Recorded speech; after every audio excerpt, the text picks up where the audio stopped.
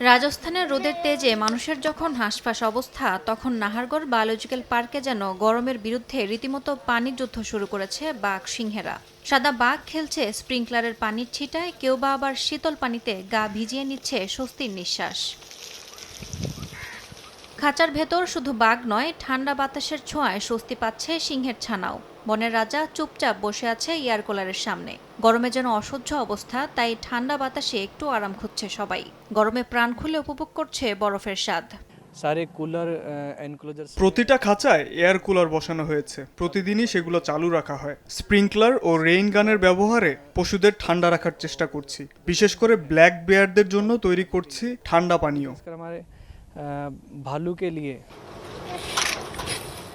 ভারতে এবার গ্রীষ্মে তাপমাত্রা স্বাভাবিকের চেয়ে অনেকটাই বেশি থাকবে বলে জানিয়েছে আবহাওয়া বিভাগ। তাই প্রাণীদের জন্য এই বিশেষ ব্যবস্থায় এখন একমাত্র স্বস্তির আশ্রয়। অসহ্য গরমে প্রাণীদের স্বস্তি দিতে তাদের সর্বোচ্চ চেষ্টা করছে নাহারগড় বায়োলজিক্যাল পার্ক কর্তৃপক্ষ। ইয়াসমিন অনন্যা, সময় সংবাদ।